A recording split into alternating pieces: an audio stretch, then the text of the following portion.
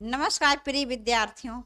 आपकी अपनी कोचिंग सुमन हिंदी क्लास में सुमन आपका हार्दिक अभिनंदन करती हूँ। तो मित्रों, जैसा आपको पता होगा, इस चैनल के माध्यम से हिंदी विषय की LT grade, TGT, PGT, GIC प्रवक्ता, केंद्रीय विद्यालय, नवोदय विद्यालय, इस प्रकार की सभी प्रतियोगी परीक्षाओं के लिए पहले साहित्य की थ्योरी करवाई जा रही है, फिर उससे संबंधित प्रश्न करवाए जा रहे हैं, जिसमें जिन जिन प्रतियोगी परीक्षाओं का मैंने नाम लिया वो सभी के लिए बहुत महत्वपूर्ण है। लेकिन फिर भी मैंने एलटी ग्रेड को अधिक ध्यान में रखते हुए इन सभी जितने भी चैप्टर हैं उनकी थ्योरी और प्रश्न तैयार किए हैं। तो आज भक्ति काल का ये अंतिम वीडियो है, जिसमें मैंने भक्ति काल में सगुण धारा के कृष्णाश्रयी शाखा में वल्लभ संप्रदाय, अष्टछाप और सूरदास को रखा है। इससे पहले भक्ति काल के कई वीडियो की थ्योरी पढ़ चुकी है, जो आपकी परीक्षा की दृष्टि से महत्वपूर्ण है। इसके अतिरिक्त मित्रों, इसी भक्ति काल के आज जैसा कि मैं बता रही हूँ, ये अंतिम वीडियो है, मतलब थ्योरी का अंतिम वीडियो है। तो रविवार को भक्ति काल के 100 प्रश्नों की मैराथन क्लास होगी, मतलब मैराथन ऑनलाइन क्लास होगी, जिसका समय रहेगा रविवार को 4 से 6 बजे का। क्या समय रहेगा? शाम 4 बजे से 6 बजे तक रविवार, जिसमें बहुत ही महत्वपूर्ण 100 प्रश्न लेकर मैं आपके समझ उपस्थित होंगी। तो आप सभी लोग क्लास अटेंड कीजिएगा। तो आज हम देखेंगे भक्ति का सगुण धारा के कृष्णाश्रयी शाखा के प्रमुख कवि, कृष्णाश्रयी शाखा का आरंभ कैसे हुआ, इसके प्रमुख कवि कौन कौन से हैं, और उसके बाद हम लोग पढ़ेंगे सूरदास जी के विषय में। तो मित्रों, कृष्ण भक्ति धारा तो आप लोगों को पता होगा कि हिंदी में श्री कृष्ण की भक्ति का आरंभ किससे माना जाता है? विद्यापति जी से माना जाता है।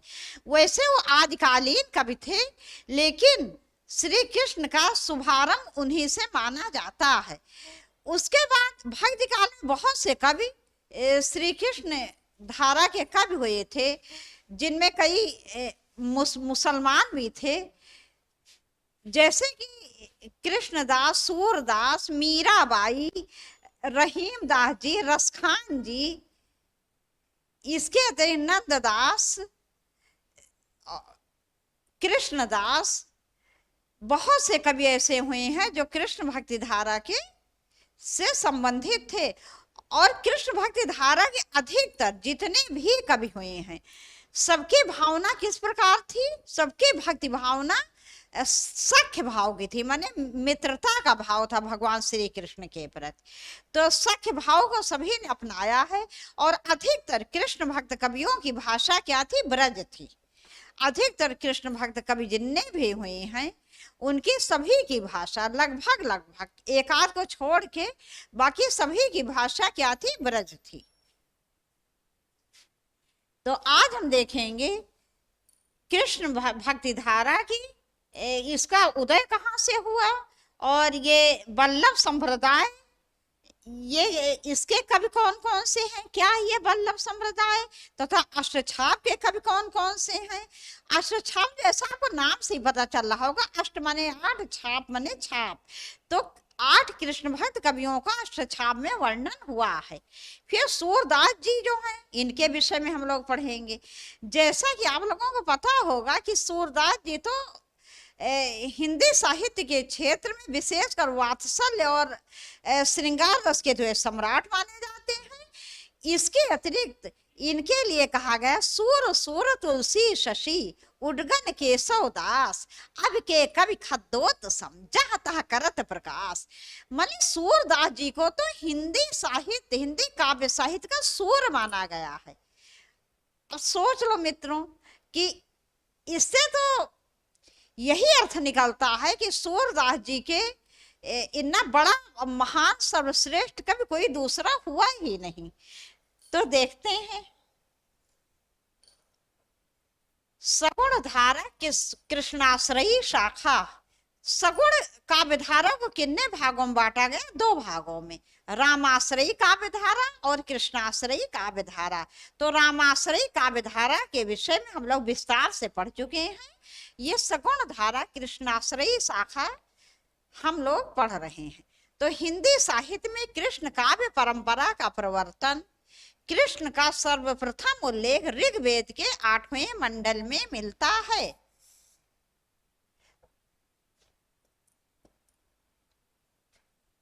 तो मित्रों, हिंदी साहित्य में कृष्ण काव्य परंपरा का प्रवर्तन, कृष्ण का सर्वप्रथम उल्लेख सबसे पहले कहाँ मिलता है? कृष्ण का सबसे पहले उल्लेख मिलता है, ध्यान दीजिए, ऋग्वेद के 8वें मंडल में। तो कृष्ण का सर्वप्रथम उल्लेख मिलता है ऋग्वेद। ऋग्वेद जैसा कि आपको पता होगा कि विश्व की, पूरे विश्व की सबसे प्राचीन ग्रंथ क्या है? वेद है। और वेद को 4 भागों में बांटा गया है, ऋग्वेद, यजुर्वेद, सामवेद, अथर्ववेद। तो विश्व का सबसे प्राचीन ग्रंथ क्या है? ऋग्वेद है। और ऋग्वेद जो सबसे पहला ग्रंथ है विश्व का, तो सबसे पहले ही ऋग्वेद के 8वें मंडल में कृष्ण का सर्वप्रथम उल्लेख मिलता है। तो इसका अर्थ तो मित्रों यही हुआ, जब से सृष्टि है तब से कृष्ण है, जब से सृष्टि है तब से कृष्ण है। कृष्ण भक्त कवियों का आधार ग्रंथ भागवत महापुराण है। लेकिन जहां पर कृष्ण भक्त का सर्वाधिक उल्लेख हुआ है वो क्या है? भागवत महापुराण। भागवत महापुराण जो है वहां कृष्ण भक्ति का सबसे अधिक वर्णन हुआ है। हिंदी में कृष्ण काव्य का विषय बनाने का सर्वप्रथम श्रेय विद्यापति को दिया जाता है। लेकिन ये श्रीमद् भागवत, ये भागवत महापुराण किसमें? संस्कृत में है, लौकिक संस्कृत। हिंदी में हम आते हिंदी में। हिंदी में कृष्ण काव्य को हिंदी में कृष्ण काव्य को विषय बनाने का सर्वप्रथम श्रेय विद्यापति को दिया जाता है। मित्रों ध्यान दीजिएगा, आपकी परीक्षा में प्रश्न पूछा जा सकता है कि हिंदी में सर्वप्रथम कृष्ण भक्ति का उल्लेख किसने किया, या कौन से ऐसे कवि हैं जो कि जिन्होंने सबसे पहले कृष्ण भक्ति का वर्णन किया। तो आपका उत्तर क्या होगा? आप सभी लोग सोचोगे सूरदास जी, लेकिन ऐसा नहीं है। सूरदास जी हिंदी में कृष्ण भक्ति के सर्वश्रेष्ठ कवि हैं, लेकिन शुभारंभ कहाँ से मिलता है? विद्यापति जी की रचनाओं से। तो हिंदी में कृष्ण काव्य को विषय बनाने का सर्वप्रथम श्रेय विद्यापति को दिया जाता है। यदि आपको से प्रश्न पूछा जाए हिंदी में कृष्ण काव्य को विषय बनाने का सर्वप्रथम श्रेय किसको है, तो आपका उत्तर होगा विद्यापति जी, जो आदिकालीन कवि थे। आगे देखते हैं। अब कृष्ण काव्य परंपरा के प्रमुख संप्रदाय एवं उनके प्रवर्तक देखेंगे। तो सबसे पहले वल्लभ संप्रदाय। सबसे पहले क्या आता है? वल्लभ संप्रदाय, जिसके प्रवर्तक थे वल्लभाचार्य जी। कौन थे? वल्लभाचार्य जी। उसके बाद फिर निम्बार्क संप्रदाय।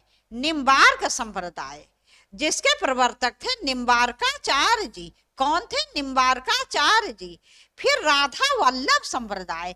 तीसरा क्या है? राधा वल्लभ संप्रदाय, जिसके प्रवर्तक माने जाते हैं आचार्य हित हरिवंश। आचार्य हित हरिवंश। उसके बाद हरिदासी या सखी संप्रदाय। हरिदासी या सखी संप्रदाय, जिसके प्रवर्तक थे स्वामी हरिदास। जिसके प्रवर्तक थे स्वामी हरिदास। फिर गौड़ी संप्रदाय। गौड़ी संप्रदाय, जिसके प्रवर्तक थे चैतन्य महाप्रभु। आगे देखते हैं।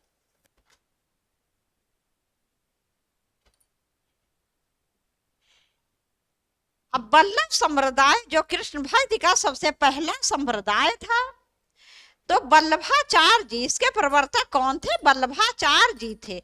वल्लभाचार्य जी का जन्म 1478 ईस्वी तथा मृत्यु हुई थी 1530 ईस्वी में। कहाँ हुई थी? चंपारण जिला रायपुर बिहार में। चंपारण जिला रायपुर बिहार में इनका जन्म हुआ था। किसका? वल्लभ संप्रदाय के प्रवर्तक वल्लभाचार्य जी का।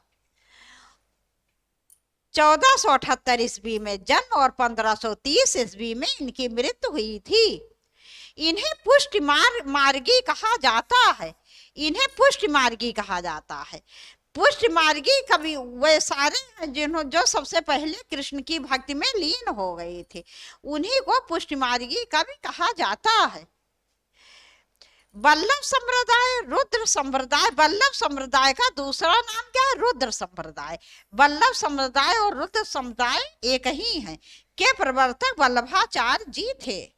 वल्लभाचार्य जी के गुरु कौन थे? बहुत महत्वपूर्ण प्रश्न है मित्रों।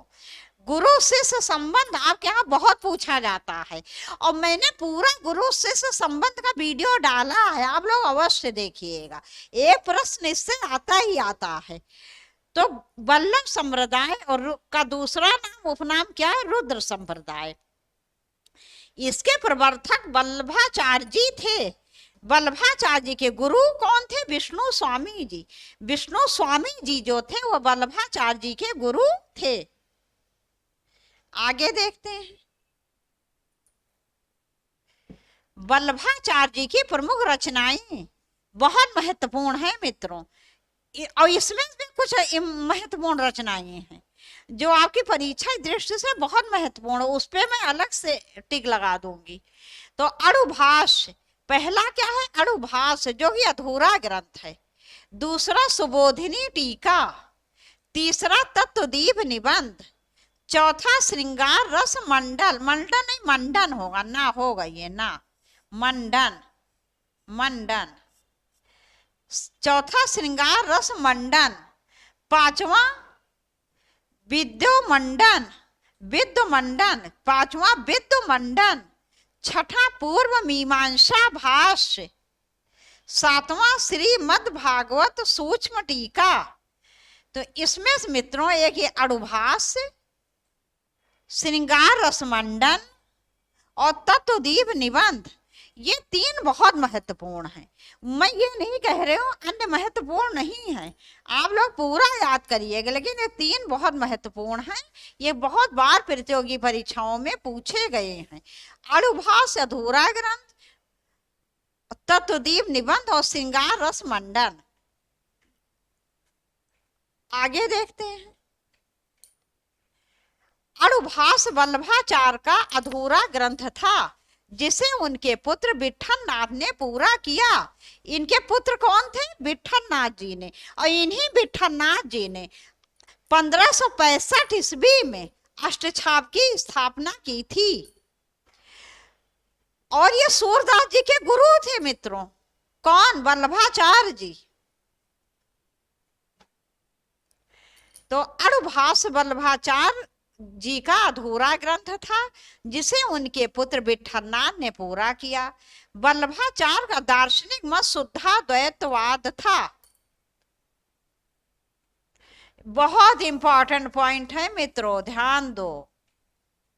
ये वल्लभाचार्य का दार्शनिक मत बहुत बार पूछा गया है, बहुत बार पूछा गया है। तो इनका दार्शनिक मत क्या था? शुद्धाद्वैतवाद। शुद्धाद्वैतवाद वल्लभाचार्य जी का दार्शनिक मत था। इनके मार्ग को पुष्टि मार्ग कहा जाता है।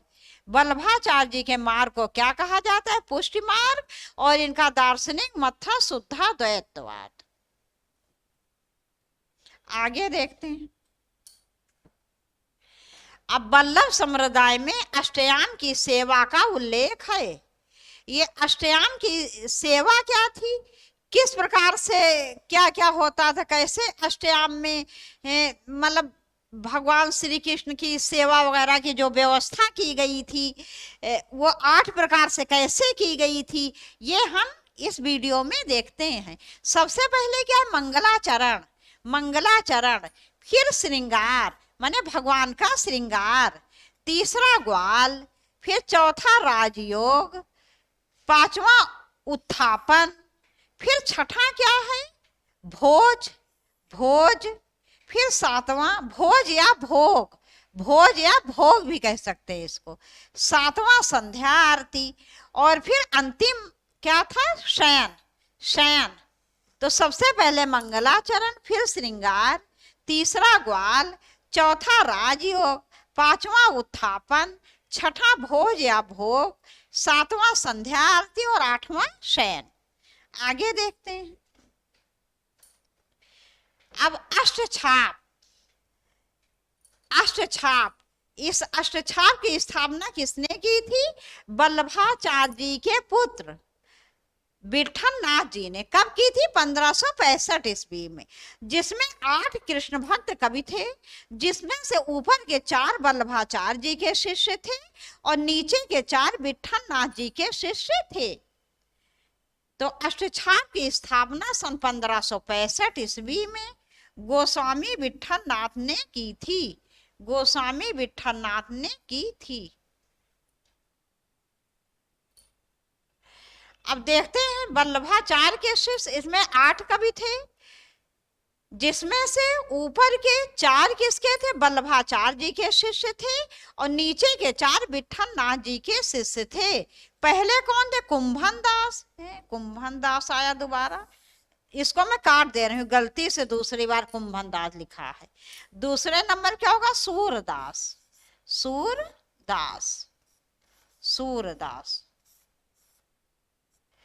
तो पहले कुंभन दास, फिर दूसरे सूरदास, तीसरे परमानंद दास और चौथे कृष्ण दास। पहले कुंभन दास, दूसरे सूरदास, तीसरे परमानंद दास और चौथे कृष्णदास। ये चारों वल्लभाचार्य जी के शिष्य थे। उसके बाद वल्लभाचार्य जी के पुत्र कौन थे? विठल नाथ जी। और इन्हीं विठल नाथ जी ने 1565 में अष्टछाप की स्थापना की थी। तो 4 शिष्य इनके थे। ये चारों शिष्य कौन कौन से थे? पहला गोविंद स्वामी, दूसरा नंददास, तीसरा छीत स्वामी, चौथा चतुर्भुज दास। तो पहला गोविंद स्वामी, दूसरा नंददास, तीसरा छीत स्वामी, चौथा चतुर्भुज दास। ये 4 विठल नाथ जी के शिष्य थे। मित्रों, ये बहुत इंपॉर्टेंट है। इसमें 8 के नाम अच्छी तरह आप लोग याद कर लेना, क्योंकि बहुत ही महत्वपूर्ण है आपकी परीक्षा की दृष्टि से। तो अष्टछाप में कितने कवि थे? कृष्ण भक्त 8 थे। 4 वल्लभाचार्य जी के शिष्य थे। पहला कुंभन दास, दूसरा सूरदास, तीसरा परमानंद दास, चौथा कृष्णदास। और विठल नाथ जी के शिष्य भी 4 थे। पहला गोविंद स्वामी, दूसरा नंददास, तीसरा छीत स्वामी, चौथा चतुर्भुज दास। आगे देखते हैं। अब देखते हैं सूरदास जी के विषय में। इनका जन्म वर्ष एवं स्थान क्या था? 1478 ईस्वी में इनका जन्म हुआ था। कहाँ? रोनकता नामक स्थान पर। आगरा से मथुरा जाने वाली एक सड़क है जो रोनकता के नाम से जानी जाती है, वहीं पर इनका जन्म हुआ था। 1478 ईस्वी में रोनकता नामक स्थान पर। और मृत्यु वर्ष इनका क्या था? 1583 ईस्वी, जो पारसौली सरोवर के समीप मथुरा नामक स्थान पर इनकी मृत्यु हुई थी। इनके पिता कौन थे? रामदास सारस्वत। रामदास सारस्वत जी इनके पिता थे, सूरदास जी के। और इनके गुरु कौन थे? वल्लभाचार्य। बहुत महत्वपूर्ण मित्रों, गुरु जो बहुत ज्यादा पूछे जाते हैं। तो इनके गुरु कौन थे? इनके सूरदास जी के वल्लभाचार्य जी। और इनकी रचनाएं तो मुख्य रूप से इनकी रचनाएं 3 मानी जाती हैं। सूरसागर, सरावली, ये क्या लिखा है? सूरसारावली। पहले क्या है? सूरसागर, दूसरी सूरसारावली। सूरसारावली। टाइपिस्ट जो है ना मित्रों, मिस्टेक कर देते हैं कहीं कहीं। कोई बात नहीं, मैं सही कर देती हूँ। कहीं पर भी एक भी गलती आपको नहीं मिलेगी, जहां पर भी गलती होगी मैं सुधार कर देती हूँ। तो इनकी मुख्य रूप से 3 रचनाएं हैं। सूरदास जी की पहली सूरसागर, दूसरी सूरसारावली और तीसरी साहित्य लहरी। तीसरी साहित्य लहरी। आगे देखते हैं। गोस्वामी विट्ठलनाथ जी ने सूरदास जी की मृत्यु पर सूरदास जी को पुष्टि मार्ग का जहाज कहा था। ये मित्रों बहुत महत्वपूर्ण पंक्ति है और बहुत ज्यादा महत्वपूर्ण प्रश्न यहाँ से बनता है। बहुत बार प्रतियोगी परीक्षाओं में पूछा गया, बहुत बार, कि पुष्टि मार्ग का जहाज किसे कहा गया था और किसने कहा था।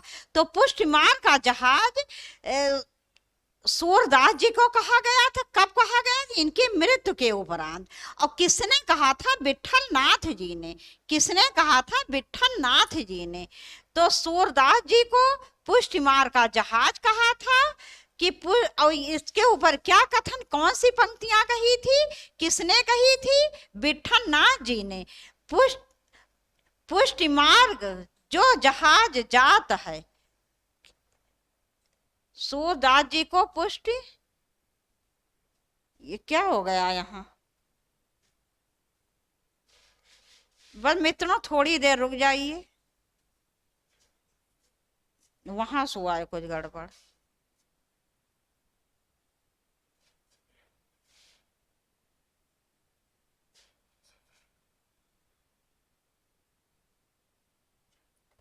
तो थोड़ी सी प्रॉब्लम आ गई थी। तो गोस्वामी विट्ठलनाथ ने सूरदास जी की मृत्यु पर सूरदास जी को पुष्टि मार्ग का जहाज कहा था। पुष्टि मार्ग जो जहाज जात है, जात है, जाता है नहीं, जात है। सो जाको कुछ कछु लेना होए सो लेओ। तो ये कथन बड़ा महत्वपूर्ण है मित्रों। ये बहुत बार प्रतियोगी परीक्षाओं में पूछा गया है कि पुष्टि मार्ग जो जहाज जात है, जो जहाज जात है, सो जाको कछु लेना होए सो लेओ। ये किसने कहा? तो ये कहा है किसने? विट्ठलनाथ जी ने सूरदास जी के विषय में कहा है कि पुष्टि मार्ग जो जहाज जात है, सो जाको कछु लेना होए सो लेओ। आचार्य शुक्ल के अनुसार, आचार्य शुक्ल के अनुसार सूरदास जी के ऊपर बड़ा महत्वपूर्ण कथन है। बाल सौंदर्य एवं स्वभाव के चित्रण में जितनी सफलता सूर को मिली है, उतनी किसी को नहीं, उतनी किसी को नहीं। वह अपनी बंद आंखों से वात्सल्य का कोना कोना झांक आए हैं। तो आचार्य शुक्ल के कथन क्या है सूरदास जी के ऊपर? मैं फिर से रिपीट कर दे रही हूं। बाल सौंदर्य एवं स्वभाव के चित्रण में जितनी सफलता सूर को मिली है, उतनी अन्य किसी को नहीं। वह अपनी बंद आंखों से वात्सल्य का कोना कोना झांक आए हैं। आगे देखते हैं दूसरा कथन मित्रों आचार्य शुक्ल जी का सूरदास जी के ऊपर। वात्सल रस सम्राट एवं जीवनोत्सव का कवि कहा है इनको। किसने कहा है? आचार्य रामचंद्र शुक्ल ने। तो आचार्य रामचंद्र शुक्ल जी ने सूरदास जी को वात्सल रस सम्राट कहा है एवं जीवनोत्सव का कवि कहा है। डॉक्टर दीनदयाल गुप्त ने सूरदास की 25 पुस्तकों का उल्लेख किया है। तो मित्रों मुख्य रचनाएं सूरदास जी की 3 हैं, सूरसारा, सूरसारावली और साहित्य लहरी। लेकिन डॉक्टर दीनदयाल गुप्त ने सूरदास की 25 पुस्तकों का उल्लेख किया है। ये आपसे कभी प्रश्न पूछा जाए सूरदास जी की 25 पुस्तकों या रचनाओं का उल्लेख किसने किया है, तो आपका उत्तर होगा डॉक्टर दीनदयाल गुप्त जी ने। आगे देखते हैं। जिनमें से 7 पुस्तकों का प्रकाशन हो चुका है। दीनदयाल गुप्त जी ने इनकी 25 रचनाएं, 25 पुस्तकें मानी हैं, जिसमें 7 पुस्तकें ऐसी हैं जिनका प्रकाशन हो चुका है, अन्य का प्रकाशन नहीं हुआ है। ये कौन कौन सी हैं? पहला सूरसागर, दूसरा साहित्य लहरी, तीसरा सूरसारावली, चौथा सूर पचीसी, सूर पचीसी चौथा, पांचवा सूर रामायण, पांचवा सूर रामायण, छठा सूर साठी, सातवां राधा रसकेल, राधा रसकेल। मैं फिर से रिपीट कर दे रही हूं, पहली सूर सागर, दूसरी साहित्य लहरी, तीसरी सूर सारावली, चौथी सूर पचीसी, पांचवी सूर रामायण, छठी सूर साठी, सातवां राधा रसकेल, राधा रसकेल।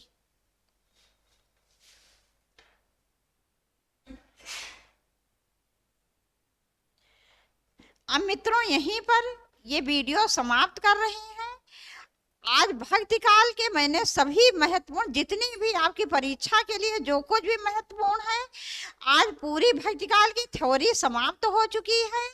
तो अब रविवार को शाम 4 से 6 बजे तक आपकी 100 प्रश्नों की, इसी भक्ति काल के 100 महत्वपूर्ण प्रश्नों की मैराथन क्लास होगी।